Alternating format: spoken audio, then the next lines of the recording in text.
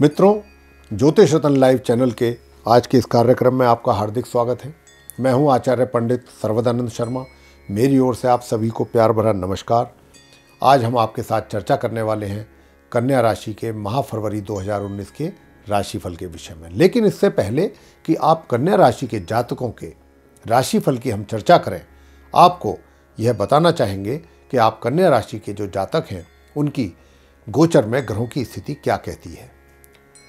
तो सबसे पहले चर्चा करेंगे कि सूर्य जो कि अभी मकर राशि में स्थित है और मकर राशि आपके कुंडली के पंचम भाव में है, यानी 5th हाउस में है, और ये 13 फरवरी को इस राशि से निकल करके और कुंभ राशि में प्रवेश करेंगे जो कि इनकी शत्रु राशि ही है।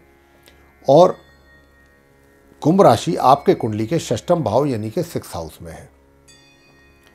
मंगल जो कि अभी मीन राशि में स्थित हैं आपके कुंडली के, यानी कि 7th हाउस यानी कि 7th हाउस, और ये भी अपनी राशि 5 फरवरी को परिवर्तित कर रहे हैं और अपनी स्वयं की राशि मेष राशि में प्रवेश कर रहे हैं। इसके अलावा बुध जो कि वर्तमान में अभी मकर राशि में ही स्थित हैं सूर्य और केतु के साथ अस्त अवस्था में, ये भी 7 फरवरी को इस राशि को परिवर्तित करके और अपनी मित्र राशि कुंभ में प्रवेश करने वाले हैं।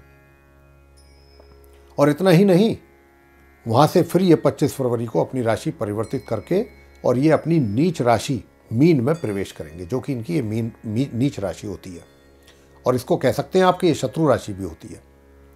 ये 25 फरवरी को यहाँ पर प्रवेश करने वाले हैं और 16 फरवरी को ये पश्चिम में उदय होंगे।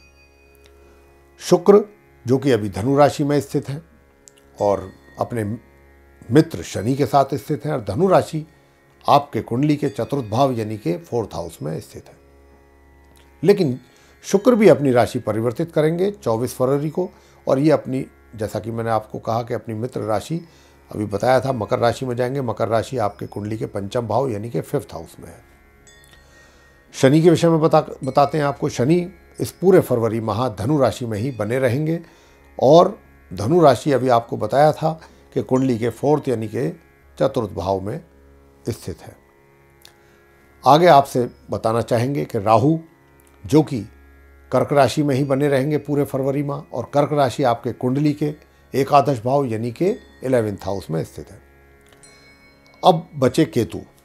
केतु के विषय में भी बताना चाहेंगे कि ये भी पूरे फरवरी माह मकर राशि में ही बने रहने वाले हैं, और मकर राशि आपके कुंडली के पंचम यानी कि 5th हाउस में है, पंचम भाव में।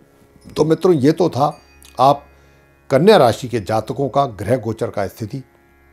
अब आपके साथ चर्चा करते हैं आपके राशिफल के विषय में, और सबसे पहले आपसे चर्चा करेंगे आपके व्यवसाय के विषय में।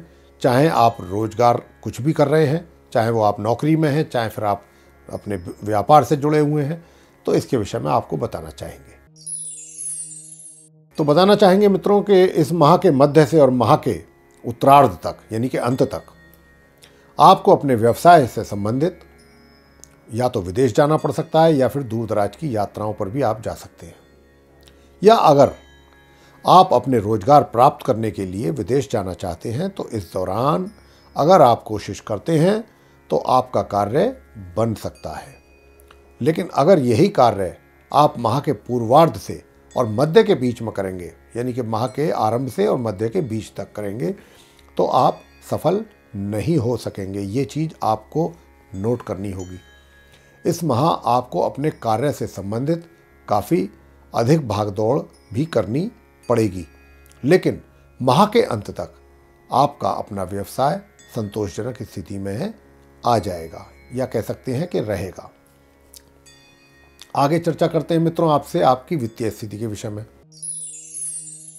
इस माह आपकी आय में अचानक वृद्धि हो सकती है मित्रों, या फिर रुका हुआ धन भी प्राप्त हो सकता है, लेकिन आप धन का संचय कर पाएं इसकी उम्मीद इस माह बहुत ही कम है।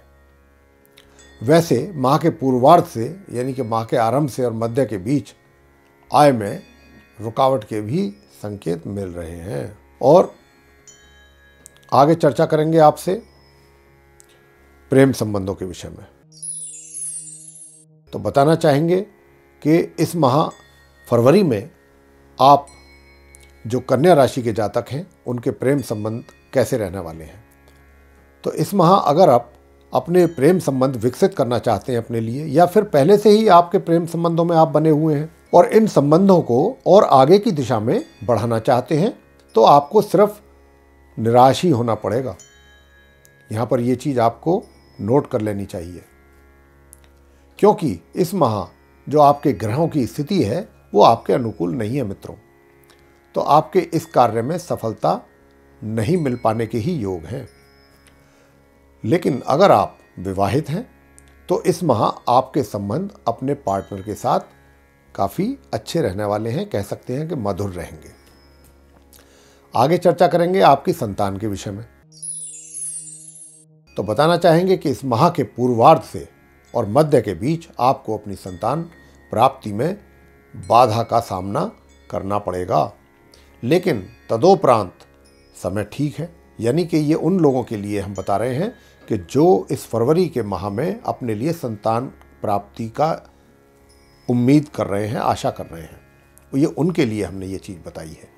इस विषय को लेकर जहाँ तक इस बात का प्रश्न है कि संतान से आपको कैसे परिणाम प्राप्त होने वाले हैं, तो इस माह तो बताना चाहेंगे कि बीच बीच में कुछ दुविधापूर्ण स्थिति तो बनेगी, या कह सकते हैं कि दुविधापूर्ण स्थिति होने के बावजूद परिणाम आपको लास्ट में अपने अनुकूल प्राप्त हो पाएंगे या हो सकेंगे। तो ये था आपकी संतान के विषय में मित्रों। आगे चर्चा करेंगे आपके स्वास्थ्य के विषय में कि ये माह स्वास्थ्य आपका कैसा रहने वाला है। तो बताना चाहेंगे कि इस माह आपका स्वास्थ्य तो बहुत ज़्यादा मतलब कह सकते हैं कि प्रभावित नहीं होगा, ये कह सकते हैं आप ग्रहों की स्थिति को देखते हुए। लेकिन इतना अवश्य कहेंगे कि माह के पूर्वार्ध से और माह के मध्य के बीच अगर आप अपने स्वास्थ्य को लेकर थोड़ा सा सचेत रहें तो यह आपके लिए उचित रहेगा। वैसे कोई घबराने की आवश्यकता नहीं है। स्वास्थ्य आपका एवरेज रहने वाला है, औसतन स्वास्थ्य रहेगा आपका पूरे माह। थोड़ा बहुत सचेत रहिएगा तो आप अच्छा चलेगा।